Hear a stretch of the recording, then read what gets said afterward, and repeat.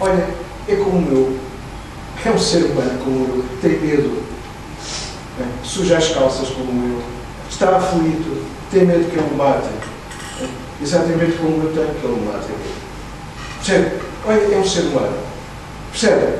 Tudo isto de repente cai em cima. Porque a verdade é que a guerra que de repente nasce e que esta gente vai enfrentar é a coisa mais humana que tinha caído sobre a humanidade até àquela altura. A máquina militar que torcida completamente os corpos, que os desfaz, que os reduz a nada e que ali vai estar em funcionamento durante 4 anos, faz com que de repente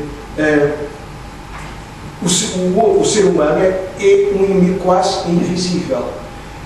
Mas, no entanto, eu tinha partido para ele com as armas de que eu dispunha.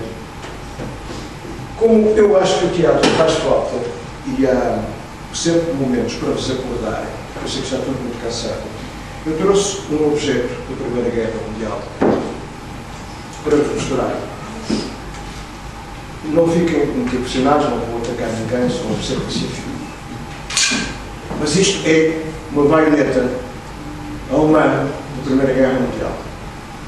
Eles partiram para a frente de combate com esta bizarra, esta lâmina, parece quase uma espada, para colocar, no campo da arma, de assoar muito fogo. Porque eles julgavam que iam ter muitos encontros frente a frente com o inimigo.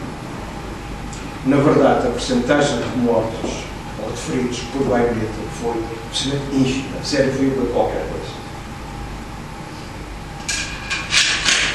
É por isso que quando surgiu a Segunda Guerra Mundial, a baioneta da Segunda Guerra Mundial era muito mais pequena. Estão a ver? Porque se tinha percebido que não havia mais encontros. Isso era uma ideia romântica do século XIX. Um bocado ligado com o duelo, aquela coisa de ver o inimigo nos olhos, aquela coisa toda. Não. O que é agora é uma máquina de destruição à distância de muitos quilómetros e de muitos quilómetros.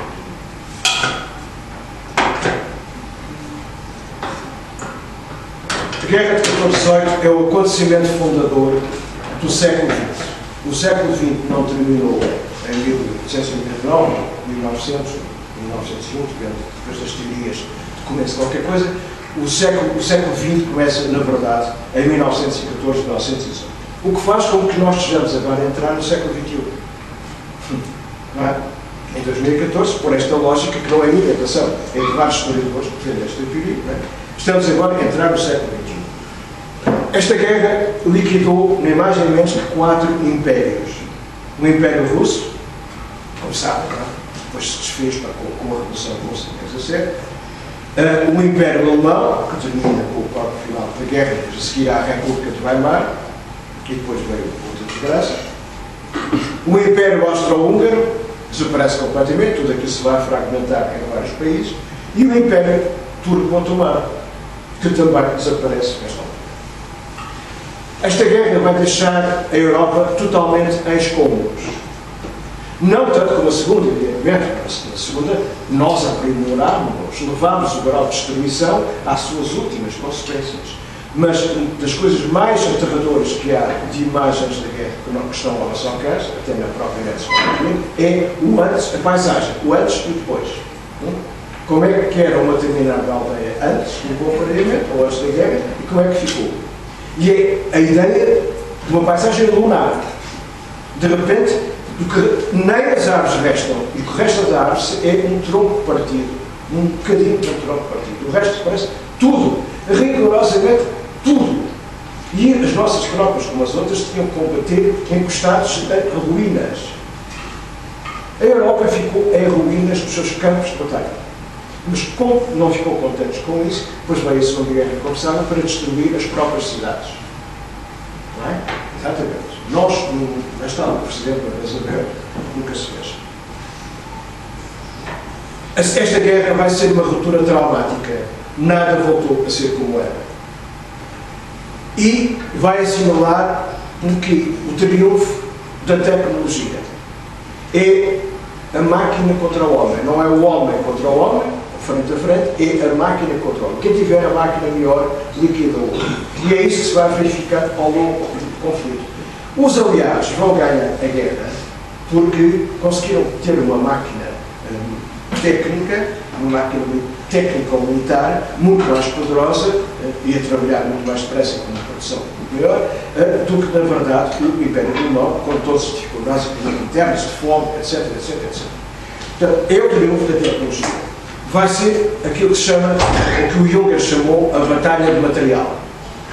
Que é uma expressão extraordinária, a batalha de material. É o triunfo da artilharia. A tal, se pensarem que houve batalhas que tiveram como preparação o disparar de 1 milhão de obuses, 1 milhão de obuses. Imaginem o que é que são canhões a disparar 1 milhão de balas. São dias constantemente a disparar. Podem imaginar o que é o efeito disto quando eu acabar, já não está ninguém no salto. Mas isso também não faz mal, porque é uma metáfora de como é que ficou a Europa em 1918, não é? Que, aliás, a seguir apanhou, como sabem, com a pneumónica, com a febre espanhola, e com a gripe espanhola, e com aquelas coisas todas, e matou mais um não sei quantos milhões. Portanto, tudo isto, o triunfo da artilharia, aquela massa militar, a infantaria é a rainha das batalhas. Depois da Primeira Guerra Mundial, a rainha da batalha foi, de facto, a artilharia. E as novas armas de destruição maciça, mas deixa-me usar esta expressão de propósito. Elas começaram aqui. Como seja, por exemplo, o lança-chamas, as mais terríveis e mais insidiosas que se pode imaginar, e que foi abundantemente usado depois da Segunda. Lança-chamas. Reduzir o inimigo a uma tocha, uma pira ardente. A metralhadora, que acabou imediatamente com a arma da cavalaria e que ceifava aquela gente como tordos. Imagina o que é sair das trincheiras, avançar para a trincheira em frente, atravessar a chamada Terra de Ninguém. Já agora, os portugueses em França chamavam a Terra de Ninguém. Terra de Ninguém era aquele espaço, como o próprio nome que não pertencia, não era dominado por nenhum nem outros, e ficava entre as trincheiras de um lado e as trincheiras do outro. E que tinha uma dimensão variável. Podia ser mais pequeno, podia ser maior. Os portugueses chamavam a Terra de Ninguém a Avenida Afonso Costa. É curioso, não é? Os portugueses defenderam-se pelo...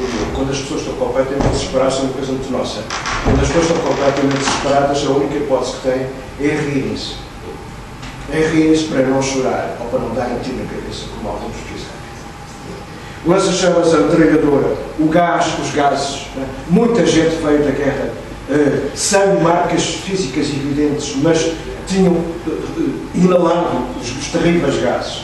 Aquela coisa também insidiosa, inventada nesta altura, que eram umas nuvens amareladas, verdeadas, não sei o quê, que de repente apareciam, pairavam sobre as trincheiras, aparentemente não faziam nada, e depois deixavam atrás de si um rastro de pessoas totalmente aflitas, não conseguiam respirar. Rapidamente se inventaram as máscaras de gás, obviamente, aquelas coisas também não deixavam a pessoa respirar, que também não eram aquelas coisas. E muita gente ficou a sofrer a vida inteira com os gases que não. Eu tinha um plumário que esteve lá, toda a vida sofreu por causa dos gases que não lá. E foi apenas um entre muitos. Os tanques. Eu não trouxe um tanque, obviamente, mas trouxe um mata-borrão tanque. Mata-borrão tanque é uma coisa que antigamente havia em todas as secretárias, mais velhos lembram-se disso. E está aqui escrito tanque. Chama-se tanque porque os primeiros tanques lembravam isto. Não os tanques da Segunda Guerra, mas os primeiros tanques eram assim, não esta forma, mais ou menos. Daí o mata-borrão tanque. Não digam que não levam estes modos. Bom, os aviões. O avião, inicialmente, o avião, como sabe, aquela coisa que gostávamos tanto um dia poder voar, não sei o quê, o sonho desde o Leonardo da Vinci, voar, aquela coisa toda. Bom, os primeiros anos do século consegue-se finalmente por homens a voar. Os aviões foram inicialmente utilizados como instrumento de observação. Voavam sobre as trincheiras do inimigo, fotografavam, vigiavam, diziam, olha, eles estão mais para trás ou mais para a frente, estão-se a preparar para qualquer coisa. Rapidamente o esperto pensou, e por que não montar umas metralhadoras para nestas asas? Vamos pô-las. E depois Por que não sincronizar a passagem dos pares das hélices, não é, com os pares da metralhadora? Magnífico! Então o tipo que vai aos comandos do avião pode simultaneamente apontar o avião e a metralhadora para o inimigo e abatê-lo, e mais, correr a tiro, varrer a tiro os desgraçados que estão lá embaixo, como começou a acontecer.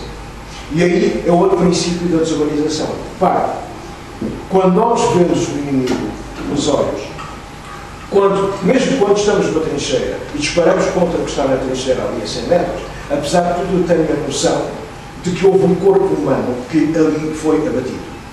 Quando estou aos comandos de um avião, a não sei quantas centenas de metros lá em cima, e pico sobre os que estão lá embaixo, mas não muito perto, porque senão levo um tiro também. Não é? Evidentemente que eu acabo por reduzir o ser humano a um ponto minúsculo na paisagem. Não é? E esses pontos minúsculos só varridos a tiro. Ou seja, de repente, o bombardeamento desumaniza completamente o inimigo. Não são mais seres humanos, são formigas. São formigas que estão ali abaixo e que possam ter. Para, mas eu posso disparar à vontade que nunca vejo o efeito disso. Portanto, não tenho sangue a chocar a minha alma cândida. Eu limito-me a disparar. E mais, o avião pode servir para bombardear. Começar a lançar bombas manuais lá de cima. E rapidamente se passou daí depois para aquilo que nós percebemos. Bom, e os submarinos, outra coisa completamente insidiosa, que são os submarinos, não é? Começaram a dar cabo de tudo, e até aos dias de hoje, como sabem, uma das últimas aquisições da Glória Nacional foram os submarinos, não sei se é para dar cabo do contrabando ali na Trafaria, ou aqui em Sesimbra, não sei se é contrabando, desculpa, mas qualquer coisa assim. Mas os submarinos fazem sempre falta em casa. E, portanto, as vidas humanas passam a estar reduzidas a números. São apenas números, são pontos na paisagem. No dia 22 de agosto de 1914, é o dia mais mortífero da história de França. Nas Ardenas, onde mais tarde, como sabem, houve uma das grandes batalhas da Segunda Guerra, 27 mil mortos. 27 mil mortos franceses, num só dia. Outro dia estava a ver imagens do desembarque na Normandia, do dia as pessoas incomodadas, se não de 4 ou 5 mil pessoas, ou não sei o quê. Olha, aqui foram 27 mil. 4 vezes mais do que na Batalha de Waterloo. Exatamente. É porque as batalhas da Primeira Guerra foram muito piores do que as batalhas da Segunda. E não se fala disso. 1 de julho de 1916, o dia mais mortífero da guerra. 60 mil baixas entre os ingleses. 60 mil num dia. 60 mil baixas num dia. E 20 mil da parte dos alemães. Ou seja, de repente 80 mil baixas, 80 mil seres humanos abatidos num só dia. Bem, já agora que falamos em baixas, os números impressionam sempre, pelo menos do ponto de vista da troika,